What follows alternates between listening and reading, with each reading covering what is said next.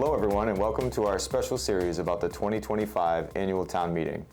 This series is designed to help inform residents about issues that are important to the town. Each segment is about a specific article or group of articles, so make sure you check in to find the issue that's important to you or to learn about all of the issues our town is facing.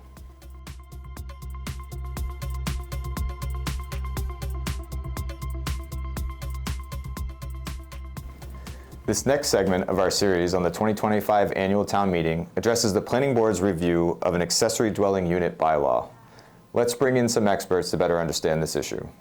We're going to dive deeper into this article about accessory dwelling units and a related bylaw. In order to discuss that fully, I brought in an expert. Would you like to introduce yourself? Hi, Ryan. Hello, everybody. I'm Julie Mercier, Town Planner. All right. Did you ever think when you were a kid that you were going to be an expert on accessory dwelling units? Not in my wildest dreams. It's not something that little kids talk about. No, although it seems relatable to children. Yeah.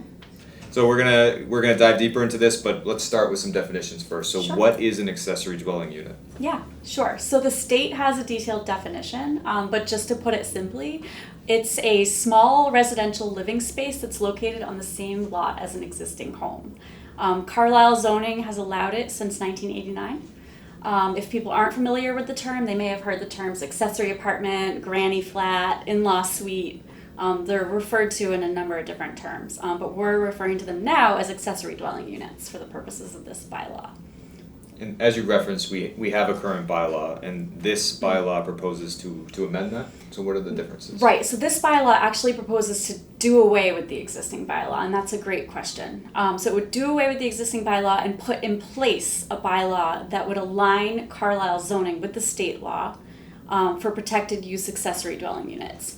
And it would allow protected use accessory dwelling units on single family properties via the by right site plan review process with the planning board. The other intent of this bylaw is to try to limit the number of ADUs that can occur on a lot to one in almost all cases. Okay, you said something there, protected use. So what does protected use mean? Great. So protected use in Mass General Law refers to certain uses that municipalities can't unreasonably regulate. In addition to ADUs, other protected uses include educational and religious uses. Those uses, all of these uses must be allowed by right and cannot be denied.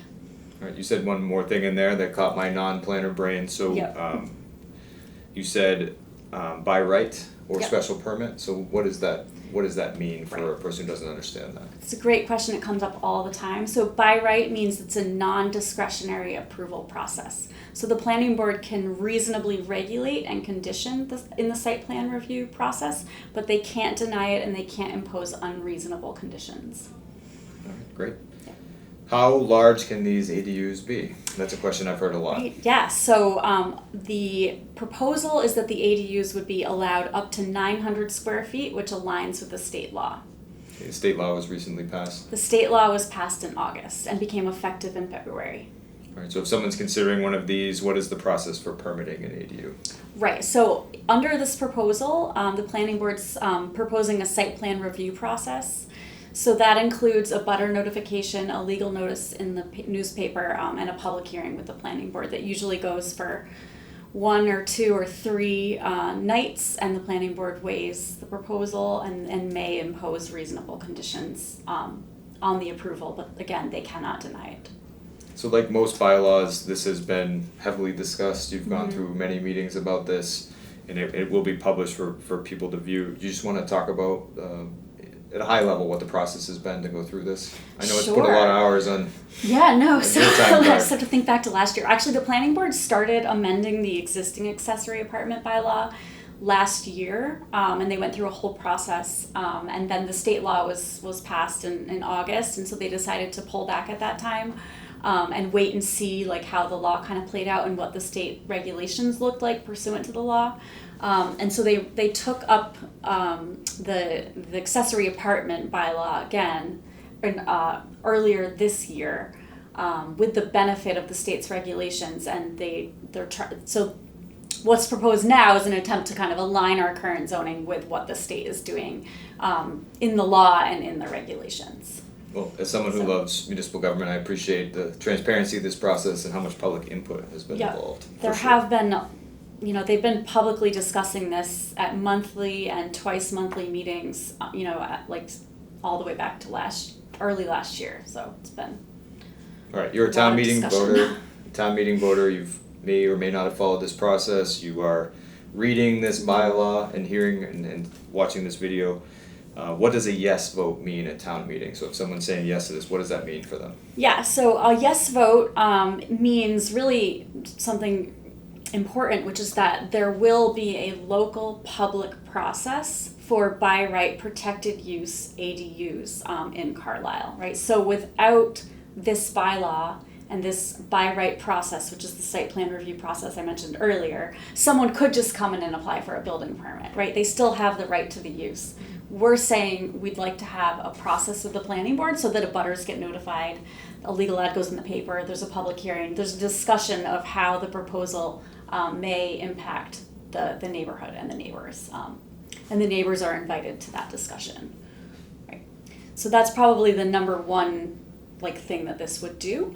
It is also important to note that the requirements would be clearly spelled out in the zoning rather than left up to the building commissioner to try to figure out. So having something in zoning is helpful to the building commissioner. It also benefits applicants and property owners when things are clearly articulated, when the requirements are clear. Another thing that is worth mentioning is that a yes vote for this means that it will no longer be possible for property owners to obtain new 1,200 square foot ADUs as they currently can in the current zoning bylaw. So we allow accessory apartments up to 1,200 square feet currently, but that will go away with this proposal. So 900 would be the maximum. And then, like I always mention, compliance with Title V and local Board of Health regulations, as well as all other state and local regulations, will still be required. And Title V is septic? Title V is septic, Okay, yes. great. So for someone who didn't grow up dreaming of being an ADU expert, you provided us a lot of information, but if someone wants more, Yeah. where can they find more information about this proposed bylaw? Great question. So on the left-hand side of the planning board page on the town's website is a link to the accessory apartment bylaw / accessory dwelling unit law. And that's where I put all the updated information before and after every planning board meeting.